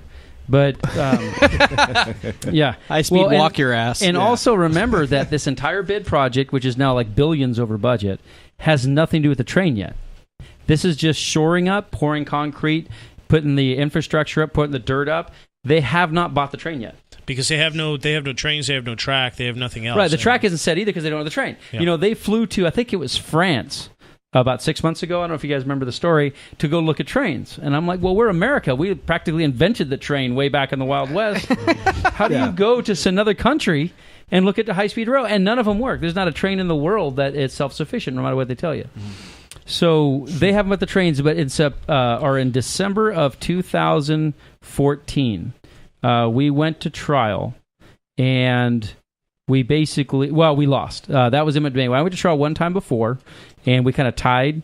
Then the second time I lost, and the judge just flat said, the exact quote, I'm going to try to get as close as I can, is the Judge Oakley out in Madera said that the high-speed rail, or the people, it's the people, of course, the people versus steel structures is actually how it's, like, I'm not one of the people. Yeah. But the people I am gonna have hate you. no... Yeah. I'm like, what are you throwing? Have no way to reimburse their losses. Steel structures, regardless of the... I forget exactly the word, but anyway, our hindrance, even if it's the ultimate hardship, that's a lawyer term, our hardship and the ultimate hardship, we have the means of being reimbursed by the high-speed rail. High-speed rail doesn't have the option of being reimbursed by anyone. So the high-speed rail signed a contract with, I forget the name, Tudor and Perini, who do the design build on the rail, that if the high-speed rail hasn't acquired the land for Tudor and Perini to actually start building, the state of California is fined $300,000 a day. Shit. A day, Yeah. if they're not ready. So, at that loss, they figured that within, 30 days or whatever it is, they couldn't recover the money. So because of the laws of eminent domain, I lost, and they're allowed to come and take my place. Here's the real kicker. They are, because of the value trial, which is originally set for September, but now it's looked like it's getting delayed. They're allowed to take my place, put me out of business, and not give me a penny. Yeah. A penny. Yeah. Because the value trial is set. So we were originally set for, I think it was September 17th, I think. And now the high-speed rail is saying, you know what, we're not ready. So we want to delay the trial a year. Well, in a year, they certainly would have torn out my place, and I can't move. So, of course, we countered and said, there's no way. We gave them like 3 weeks. This week we should find out the ruling to see how long that delay is. But certainly can't be a year. I'm in big They're just going to trouble. wait you out, right? That's what their goal. Because I've received a second lawsuit about a month and a half from the high-speed rail.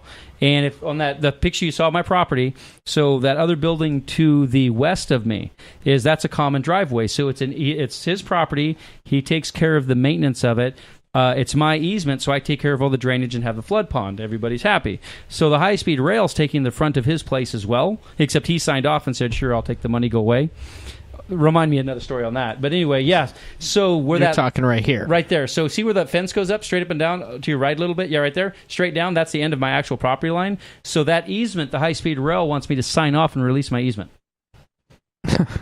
Well, that's my driveway again. So they're now suing me, get this, 2 different lawyers, 2 different sets of engineers, and the lawyer that was suing me on the property to the west didn't even know about my suit on where I am now. So you just have opposing forces that have no idea about the other's existence. Exactly. But they're just hitting you from all angles. Yeah, and now I have to defend myself against a whole new trial. And now, listen, because you're triple digits on this right now. I mean, you $100,000 plus just invested to find it. Yeah, Sectuple. I've surpassed $163,000 now just in lawyer fees. So I mean, you do this, and you understand that they're going to wait you out. Now you get the results this week, and I mean, if the actual delay results, if those aren't aren't favorable, I mean, what's the next plan of action? If they're not favorable, then we try to press the judge to speed it up. My only other favor is, because of the way that the union contracts work, if it's 100 degrees, they almost can't work. So they're just going to move really slow because we got a good hot summer. Hopefully it delays them, because in the big picture, if they were to just start taking down my fence line right now, if I got in their way, I'd be arrested by the state police. But I mean, time okay, and I understand that, but time being what it is, and the fact that, like you said, the northern part of this whole stretch is still funded. Right. I mean, there's still wheels turning, there's still people, burning up the man hours and things like that. So I mean, when you talk about a shit hit the fan scenario, and it's like, oh shit, Dan, today's the day. We've got to make a decision because we're not going to get the trial date that we want. We're not going to be able to wait this out. We can't just keep hemorrhaging money trying to fend these guys off left and right. I mean, what is Dan Riley going to do when the shit hits the fan? If this is D-Day right now, I mean, what do you say? I don't have enough money to do that. So fortunately, I've made some pretty good agreements. Madera's a cool place. I've got a few friends that are bankers and so forth. I would have to go into debt a lot and rebuild and essentially think of it. I'd have a good customer base. I'd have to basically treat it like it was a brand new business, and I would have to go in debt at my cost, for their design. Is there any chance here you just lose? There is. Like you just shut down, you're done? There is. I try not to dwell on that, but there is always it a good chance? Don't ask that. Yeah, dude. I mean, reality. I mean, no. We got this miracle train that's going to come through and then ruin his entire life. Right. Third generation, ruin the life. The simple answer is it's not a good chance. It's a small chance. Could it happen? Yes, but I've got lots of avenues, and even the legal structure. It's really difficult to them to try to stretch this out a year. That's not reasonable. I mean, even if it was a murder trial, asking for a year, that's pretty tough to do. So they're just being unreasonable. But what I have learned, and one of the reasons I think that it seems like I'm getting hit so hard, but I'm so vocal and so many people listen, I think there's a lot of people out there, not probably to the level that I am, but there's people out there like me that are getting hosed. They don't know they can fight back. Yeah. So I try to get on all, the radio. I try to get like on this. If you know somebody that is, I've had people hit me on Facebook now. I've had our website come in contact with us, and I tell them, contact me. I'll give you the names of our lawyers. I'll do what I can to help you out, because you don't have to roll over and die. They don't have the teeth that they say they do. Can they afford the lawyers? You just said $163,000 you've spent. Yeah, but I'm huge. If it's your so what if house, Longbox is sitting in the middle of high speed rail? I got $2 in my wallet. Right, but we could throw a packet of peanuts at them and just get bulldozed over. The beauty is, if you're sitting in the middle of them, you're golden, because then they have to take you. See, if they're just going to take your front driveway, now you have a problem. But this whole place is probably worth $200,000, maybe, land and everything. So the fees aren't going to be that high. They're not going to fight that hard. You'll be able to negotiate a settlement and do what you need to do. So you're only getting sexually assaulted. Like maybe they're feeling your tits. It's not full on rape here. So that the punishment's stronger. Well, I could get a lot of hookers and blow. No, they're going the side route. They're hitting you with just a little bit. So it's like, well, we don't. Your business can still thrive without a driveway and all this land. So shut up and consider moving forward. But if you were to be right in the middle of their crosshairs. Well, I am in the middle of the crosshairs. They just haven't got to me yet. See, one of their own downfalls is that they're in their own way. They haven't been able to work fast enough. If contractors had actually moved at the pace they're supposed to move at, I would be dead right now. So, maybe it's the luck of the Irish, whatever it is. Maybe I go to church. But they haven't been able to go fast enough. They've got their own problems. The rain was a problem. Now the heat's a problem. They've had a few labor problems. They've had a crane issue. They just can't go fast enough yet to get to me. But if you look, of course, that picture is kind of old, but they've torn out all the grapes around me. They've torn the land out. They've already bought the houses across from me. I am the only one left. You're that asshole sitting in, what is that movie, Up? Yeah. In the house. That'd be a lot of balloons, man, yeah. But yes, that's the whole key, is I just won't get out of the way. But like I said, I think a lot of people, even some of my neighbors, have taken kind of a beating, kind of complained about it, but they just said, well, they offered me $50,000, so I had to take it. No, you don't have to take it. Do you think if you even hold out, fighting back a little bit, they'll give you more to get you out of the way? Do you think if you hold out long enough, you'll get the most awesome brewery and steel structure place possible? And you don't have to answer because of lawyers, but... Well, I mean, the value we picked was because it was a equivalent replacement value. If you try, because we're getting ready to go to court. There's a big difference. Fortunately, the court's got to be in Madera, and since it's my company and how I'm building it, I have to be judged by my peers, which looks back to the first trial. That was good for us. That's the beer side that helps. That's the beer side that helps. So I have to have a jury trial in Madera to judge me on what the value of my place is or what it would take to relocate me, keep me in business. That's actually good for us. That's bad for the rail. There's a lot of people in Madera that are fans of the rail. So, and there's a lot of people that I know I work with. Madera is 61,000 people. And the brewer and everything else, this is how it's kind of coming together. So that does play in our favor, and they know it. So we have a value trial coming up. We then have mediation coming up before this. There's depositions, which I've been working on too. And then trial, we'll find out what day trial actually becomes. But we're getting geared up. It's long and painful. I'm going to need a break when it's over, but it just beats you up. And so let me ask you just a real quick question, because, I mean, obviously you're third generation in the steel structures business. Right. Opened in, 1954? Right, 1952, yeah. 52. So with that being said, now has it always been in that same location? No. Or did it move? It started out in Pinedale. Well, actually, I'm originally from Oregon, Okay. and my grandfather had a sawmill and a welding shop up in Oregon. And then my dad moved down to California. Then my grandfather got put out of business from the Spotted Owl. Remember that? Shut down a sawmill, put a couple hundred people out of Oh, yes. Spotted Owl. Yeah. Yeah. Mm-hmm. Yep. So then I came down here, worked with my dad. We kind of rebuilt the shop down here. Then I spent 6 years in the military.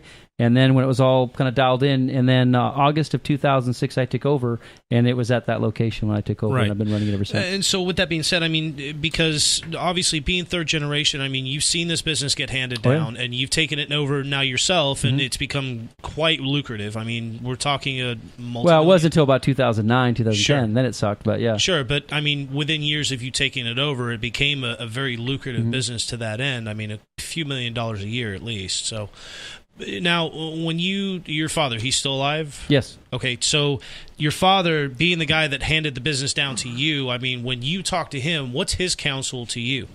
Stand your ground, or take the money and run, or where's your dad stand on this? That's a good question.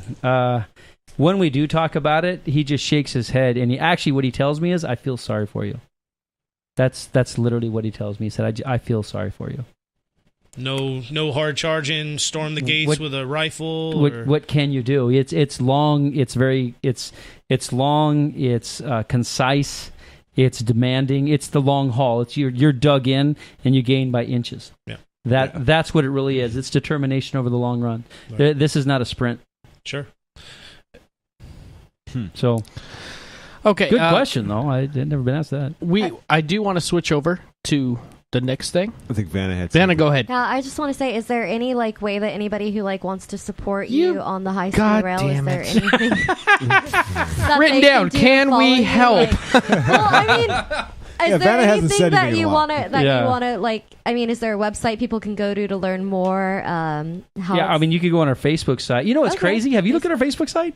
Look on the Steel Structures Facebook site. How many likes do I have? Stand by. Sure. Anyway. what's the Facebook page for that? I'm Steel- doing it. Steel Structures. You steal the rest of If the you do question. Steel Structures Madera, it'll come right up. Or Steel Structures Inc. Yeah. So, anyway, the simple answer is yes. What I tell everybody, and actually it's the other way around both times. So I'm going to say, really, if there's anything I can do for you, let me know. If the high-speed rail is screwing Holy with crap. 12,000 Yeah. likes.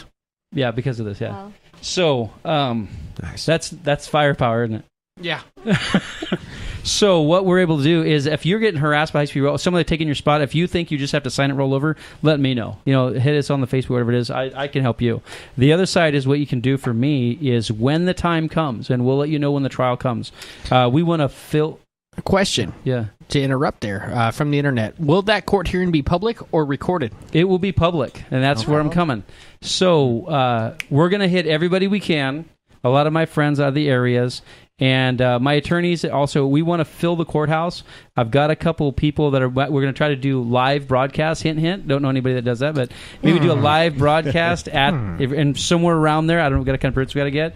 I know there's a couple other stations that would be willing to do it. We want to have and walk in. So when the rail, or when my attorneys stand up to the jury and they do their opening statements, my attorney wants to look to the audience which is about 250, 300 people, I think, and say, will all those that are here that rely upon Steel Structures, Riley's Brewing, something involved, will you please stand? We want the entire room to stand up. Yeah. Then, all those here to support and to help High Speed Rail, please stand. We want the whole place to sit down. And then he wants to look at those, well, actually it's 14 people. Those three assholes. Yeah, and then say, hey, this is what we have here. Are you going to tell me that this is not a serious representation? That we don't, participate in the economy? That we're not one of the fastest growing breweries in the entire area? What you could do is, if you want to do some anti-HSR protests, you can go on Craigslist and start hiring them at $15 a piece, and they'll go out there and get violent and angry and kill all Mexicans around them and all that stuff. You know what's funny about that? We talked about protesting and everything. Here's what we learned, being comic book guys and everything. The High Speed Rail's like Swamp Thing now. Oh. They're already covered in muck. Mudslinging. You can throw more mud on them, it doesn't matter. You can't make them any muddier. Everybody knows what they're about. So it almost doesn't do any good. It's as far as it's gone. So now I just sound like I'm whining if I sling. May I recommend just find someone, make a video, go through the employees, explain what they will lose. Right. Get personalized, humanize the people that are going to lose their jobs when you lose your business. Right. We can subpoena that. We have to check with the judge, because the High Speed Rail can state a delay. If you have 100 people going up there as witnesses, if you want to show 15 minutes of video, they can object to that as a delay. How's that? What if we do commercial breaks in between? Just have one long intermission. Everybody go get your popcorn. But yeah, the biggest thing is when it happens, what I really want to do is stand up, and I want a lot of people behind it, and I'm going to give back everything I can and say, we just don't roll over. And like I said, other people, and I know there's a lot of people getting screwed around on this. You don't have to take it and roll over. You don't. Even if you fight back a little bit, say, I'm just not going to sign it, you will have to take me to court and force my signature. They'll double that value for a lot of people and give you what you want, especially if it's a $200,000 house kind of thing, and just say done. Because going to trial is a bear for them. It's not fun. And I've never signed anything. They have to get a judge to sign everything, because I just will not sign. So I'm just their biggest pain. Let me take and vice versa. We're running tight on time here. Okay. We have one other subject that we did want to talk about. You brought up with me on the phone this week. Do you want to hit that in our final how do we find you stuff? But the reason you are here, the reason we've met you provide fine brews. Yeah. Thank you. And you've been doing it in a way that I think that your growth, Longbox's growth, there's been a parallelness of, I'm not giving any credit here, just seeing how it starts up and it's doing good things and people are knowing about it, spreading. I see you in Save Mart now. I see you in liquor stores. I can find you everywhere. I don't have to go to the dark alley in Chinatown to find your brew. Things are going well for you, where the brew is actually the smallest part of what you do with the steel structure stuff. Right. Although it's growing. I think we actually looked at it this morning for month 6. Trying to do that mental visual thing here. I think it was 158% we grew this year. Jesus Christ. Yeah. We only do 23%. So we do, and the variety packs are out. The hard soda's been huge. Sancha, actually, the hard root beer finally passed Sancha.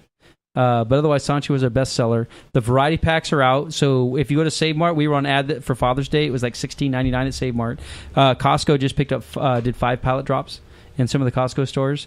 Winco's getting set up. Walmart's actually looking at us for the end of the year. We're at Food Max's. We're at Vaughn's. I forget now. There's like 500 or 700 locations we are between Sacramento and Lake Tahoe all the way down. We've got 4 distributors. Well, okay, so you're growing. You're getting bigger and bigger. We're getting bigger and bigger. And although growth is a cash flow problem for those of you that run a business, know exactly what. Yeah. Well, you're getting bigger. Yes. And you're already dealing with getting screwed by the government on one side, and now Michelle Obama is stepping in. Yes. To screw you on the other end. So I can't figure out if she's in the front or the back. I don't know which way, how they're kind of deciding. Whatever she decides. You're too fat, Dan. Yeah. So, well, that's the labels. And so that's getting pushed now. And what they want to do is they basically say alcohol beverages have had this exemption. And so they want to start putting nutritional value on alcoholic labels. So there's a couple of fights. The first thing is Budweiser doesn't really want you to know that Bud Light's only like 4%. So it's really low. And the Michelob Ultra, that's like 90. And everybody goes, woo, 90-calorie beer is like 2.8%. If you're drinking mostly water. So those guys Can I put my point in? Okay, I used to work at a pizza place. Uh-huh. I used to roll dough, and they had because it was a gourmet pizza place, so they had their skinny pizzas, which meant that you put the dough through one more time to make it thinner. A little bit thinner. Look, your fat ass is ordering a goddamn pizza. You're going to have cheese and pepperoni, grease, just going on. It doesn't matter how thin that crust is. It's still the same amount of crust. It's a cheat day. Yeah. So when you're drinking beer, does it really matter how many calories or which GMO place was putting whatever egg from some chicken into the beer It's like you're a drinking? pack on cigarettes. Yeah. It doesn't matter. You know what's really funny, and of course our beers are all now crafted to reduce gluten, but that's a filtering process. But it works out well for us. So that if you're gluten intolerant, you can drink our beer, any of our beers, and any of our sodas. You're fine. But one of the biggest arguments we have is they try to pick up a lot of that alcohol as calories. So let's remove the beer for a second. Like go to vodka, let's say, and you've got vodka's like 80 proof. Let's say your body can't store alcohol, right? That's why you get alcohol poisoning. It's floating around your bloodstream. Your body can't say, great, I'm just going to take this alcohol and pack it away in these fat cells for later. It can't do it, right? Yeah. That's why you get alcohol poisoning. So you're going to read this and say, oh my gosh, this beer has 100 calories. In reality, your body can't store any of it. So what? Doesn't matter. Right? So what's the point? I'm going to drink it now and work it off later. Yeah, that would be like saying if all I'm going to do is live on vodka like alcoholics do, they'd be fat as a house. And instead they all die because they get bone skinny. Yeah. Yeah, exactly. If you get fat, it's not. Alcoholics, they're not notoriously just fatties. No. So if you're going to get fat from drinking beer, it's because you're having that skinny pizza with the beer. Yeah. That's what gives you the beer gut. Isn't that your supersized meal with the Diet Coke? Yeah, that's that. Yeah. What's the cost? Now, how many brews do you have? Versions.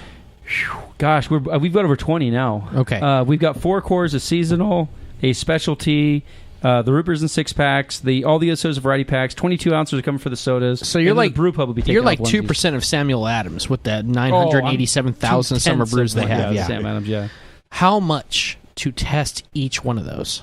For this, we'd be over $1,000 each. We figured out ours would be somewhere around almost $40,000, not only to test them all, but to reprint everything. All new dyes, all new artwork, all new approvals, because TTB has to get the approval. All of that. We'd be almost $30,000 to redo everything. Okay, so and we're not that big. You stop production, restart production after approval. Right. How much would it cost in that process? Forget about the labor and loss of income. How much are you saying? 30,000? It would take us approximately 30. To be fair, they're supposed to have a grace period of like 90 days or something to give everybody time to reprint. But do you know what the print shops are going to be like if that passes for the next 90 days? Yeah. Everybody, imagine what Budweiser, Miller, and Coors are going to do. And Sam Adams, Sierra Nevada, imagine just them on print shops or cans, because cans usually come in pre-printed. Imagine all of that rebuy. Yeah. Okay, $30,000. How much do you make on a 6-pack of your beer? Let's pick on Sancha. We make $2. $2 for a 6-pack. Oh, I'm talking case 6-packs, 50 cents a 6-pack. 50 cents. Beers are high volume, low profit. In order for us to be, say, Sancha's $8.99, for the IPAs to be $9.99, for the hard sodas $9. In order to be cost competitive, you're making like 10%. But remember, I got a distributor and I got a store that marks it up twice too. So you can take whatever you see at the store. On average, it cost me half that was what I'm selling it for, and then I'm making about 10%. So you got to sell, and everybody is. You got to do 360,000 beers, individual beers. Sure. Before you can pay off that cost. And that doesn't come in with the cost of labor, the cost of the equipment, the cost of time, legal, all that shit to get something that no one gives a shit about. Right. Only Michelob Ultra is the only one I know of that's ever talked about how low our carbs and our calories are, and no one drinks that beer. Nobody gives a shit about it. I mean, literally, if you're going out with friends on a Friday night, the last thing you're going to do is walk up to the bar, hey, I need one of those beers, but I got to make sure it's got a label on there because I got to know the nutritional that's just value your in it. prissy Christian girlfriend who has never been touched by a penis ever in her life. Michelob Ultra, it's 64 calories and it's advertised on every single 1%. thing. If you look them up, they're like 1.2% or some alcohol. It's tiny. But they're the only beer that does that. if you want to live on the bad side, but not actually Yeah. be there. Now think about this. You go to your local bar, right? You go to your local restaurant. You want that draft beer. Where's the nutritional value? Guess who reprints all their menus? Guess who reprints up all the stuff on the boards? Guess where all that stuff got to redone now because you're ordering a draft beer.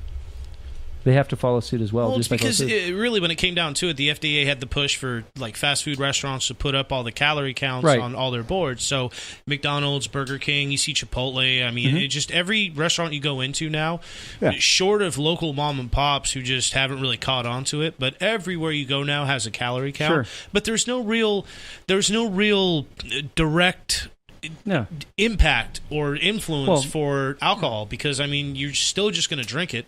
You don't care how many calories are in there. You don't care about your carb count. You don't care how many proteins it doesn't have in it. You're drinking. Just And like it's not McDonald's. like it's not like this Don't information isn't available elsewhere either. Yeah. You know, it didn't get the value they want. If you're going to the gym and you're trying to look lean and you're trying to get your six-pack, you're not eating at McDonald's anyway. Yeah. You know, you're getting your super lean whatever, your spinach salads, and you're taking good care of yourself. But the calorie count now at McDonald's, I mean, if I go in there and get a Big Mac and I know that it's got 900 calories in it, then I know when I go to the gym, this is how long I have to work out to work off these 900 calories. 50% I don't know what fat. any of you are talking about anymore. How many more lawsuits and ways are the government trying to fuck you right now? Oh, man, that's a good question. I had a State Board of Equalization audit. That didn't go well. Let's see. I don't even know. I haven't dwelled that deep. I don't want to, look at a tree and make it look attractive when I drive home. So you're I'm saying you're trying to- successful enough that the government wants to kill you? Financially. Yeah. I don't think I'm that successful, actually. It doesn't take much. Doesn't take much. I think, I'm one of those guys where it kind of says you're wrong place, wrong time. I think that's just my luck. Someone made a joke about it. You build a shop, train goes through it. It just seems like the luck it is, and I'm just too stubborn to quit. So that's probably one of my biggest problems. Well, we're going to have to find a way to help Longbox listeners, Longbox crew to go out, be a part of that court hearing, dude, if we can do any kind of lay on railroads, I'll do it. Yeah. Hell, I don't have a job right now. Let's do it. Can we do a reveal show for the court date? Can we do a reveal show? Yeah. Trust me. Okay. So as we get close and I find the date and I know what's coming, I will let you know. No, we're gonna make a circus over my this. My proposal. I want to bring you in. And we sit you down, have a camera, just like when LeBron decided he was going to go to Miami. I just want to have that whole thing set up, and then you're just going to look dead in the camera and go, "Be here, this date." Sure. Riley's Brewing. Yeah. Let's do this. That's no problem. That's what we're doing. Riley, you have a couple things coming up. There is something that near and dear to our Wednesday night show. My special girl, Cotty. She's not the biggest fan of your beer, only because she doesn't like beer. But she's a huge fan of a certain clear liquid. What do you have coming? Okay, so the paperwork's in. Once again, we're waiting on the government. Funny you should mention that. Well, that's what keeps us safe. Yeah, that's what keeps us safe. So product's done. We have a Type 7 license already at the brewery. For the sodas, we actually bring in all the raw ingredients. So I'll kind of give it how it started. The ginger, we literally bring in boxes of ginger. Most of it comes from Hawaii. Some of it comes from Thailand. But most of it is from Hawaii. Our average batch of ginger runs about 40. Our ginger beer runs about 44 pounds of ginger root. So we grind that up, and then we have 190 proof spirits at the brewery.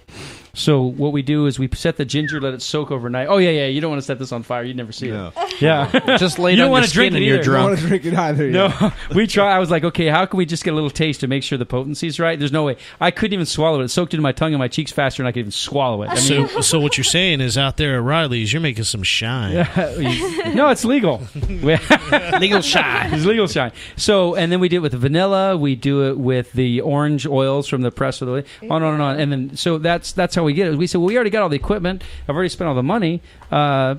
Let's make some vodka for the fun of it. Nice. And so all the paperwork is submitted right now to the TTB, which is the Tobacco Board, which that just means I want money, taxes, because you're making it. And they want $3.50 a proof gallon just because you have vodka. How's that? Government. Or at 190 proof, well, $3.50 per proof gallon means at 100 proof you're paying $3.50. So 190, and that's per gallon. So the taxes are more on the vodka than even what I cost to make the beer. Dude, I'll moonshine down for you. So since we have it, and since we have our own flavor, and we're making all of our own stuff there, we say, hey, why not? I've got everything else to do it. You might as well just finish it off. So it should have been done already, But I'm, again, waiting on the federal government to release my license number, and then we have to go to print for the labels, and the labels are really cool. They're nice and metallic, and with the bottles are clear glass, but they're kind of like a craft beer bottle, so I can fit my same machine. But I'm hoping by the end of summer I'd like to have the vodka out just a little bit before the brew pub, but I'm going to do the best so we can stock our own bar with our own stuff. So, just so you know, we got another podcast on the chat room. Rob with the Firefly podcast, he's saying #yes vodka. He's in. What up, all right. Yeah. Hopefully, yeah. And one last thing that you have going. There's a little building in Clovis. There is a little building in Clovis. We're planning to seat about 160 people, so it's evolving a little more now. I'm able to tell a little bit more about it. It's not that it's a super secret, but as things get done, you don't want to say something. Someone says, well, you said you're going to do this, and we're done. I'm building the tanks in my shop now. I should be done in about another 3 weeks or so. We're putting a 3-barrel system in it. And then I'm building the tanks that are going in the pub. And then we're going to build the frame. So we call it the Crafty Craft, because I built my brewery myself, too. You guys got to come out. But all of the tanks we built ourselves, and all of the fermenters, all the brew system, everything we built ourselves to brew the beer that we make ourselves. So we nicknamed ourselves, Crafty Craft. Actually, the name was given to me by someone else. But so we're doing the same to the pub. So I'm welding up the tanks. I'm supplying a lot of the steel posts on the side. I'm welding up and building the frames for the tanks. That's all going in. It's going behind glass. You can see them. And then we're going to have a nice pub. And my partner on this is Mike Sherinian from the Elbow Room. So microbrewery. It's a brew pub, yeah. So we're gonna be brewing. We're gonna bring the beers from the production place. What's the location? It's on Temperance and Alluvial. What's the old building there? Oh, the Clovis Hofbrau. They went out of business, so I had lunch, or actually dinner, with the mayor of Clovis, and he said, "Hey, why don't you guys do something out here?" And so you just high-speed railed that stuff. Kind of. Just took over. There's a lot just going on, man. There's just a lot going on. Well, the good news is we're actually sending Vanna out to live tweet and take video of it this weekend. Yes. Oh, my brew pub? I would love that, yeah. Have you been there? Hard hat I have and all that? not. That's why I'm the super floors are stoked about jackhammered it. up. There's dirt everywhere. It'd be perfect. You get a first shot. They run the pipelines and everything else.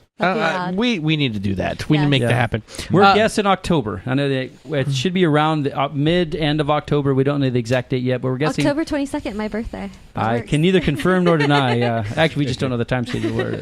Final things. Where can we find rallies and steel structures, all that? Final plugs, websites. Final plugs. Yeah, website steelstructuresinc.com or .us. Riley's Brewing, Riley's Brewing. .com.us. Facebooks are easy to find, both of them.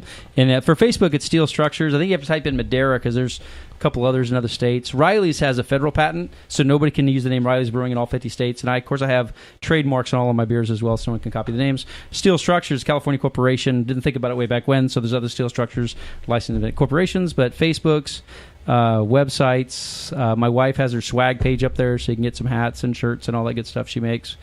And then for the beers, like I said, Costco's got a bunch of it. Save Mart's been really good to us. Food Max has got it. Vaughn's has it. If you go in and you don't see it and they don't have it, ask the store manager. We have heard over and over again, it's just out. They go in the back, there's in the case. But a lot of them, they only have one row at a time, and our stuff will clean out. If they don't have a floor display, they'll clean out that row. We're moving about 5,000 cases a month just in the Central Valley. Well, I would claim 1,000 in this studio. What? Yeah. You might not be joking on that. I don't know. Thanks, Kenneth. Any final things to say from anyone around the room before we close this up?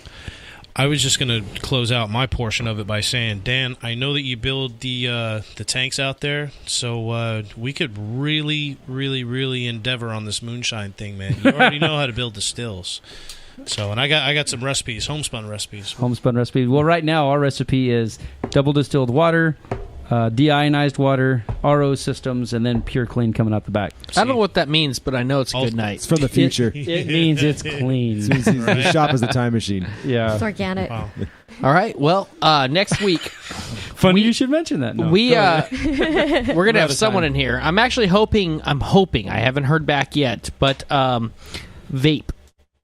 A local vape owner who's going to be talking about the rapage going on to his company. The vape as rape. Far as being 21 and over, tobacco lobbyists coming in and attacking and going after them, popcorn lung maybe not being so much of a real thing, all that. Hopefully we'll talk about that. If you ever want to talk about anything, hit us up. It's The Kick. We will chat about anything going on in the Valley, things that affect you, hurt you, or whatever. We're in. And so, Riley, Thank you for hanging out with us tonight. Thanks for having me. And for everyone else, I hope we woke you up at least a little bit. And we'll see you next Monday. Mm-hmm.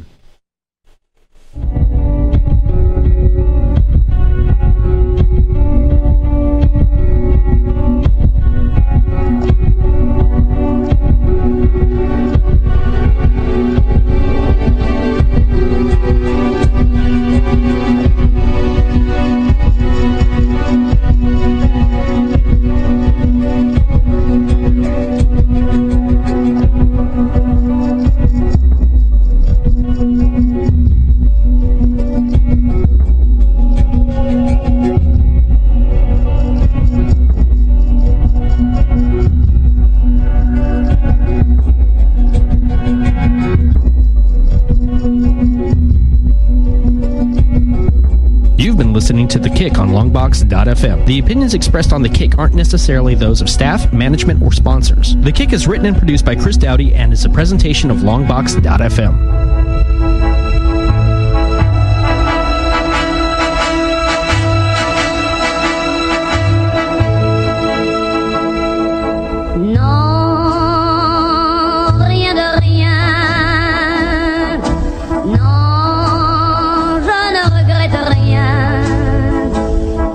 Le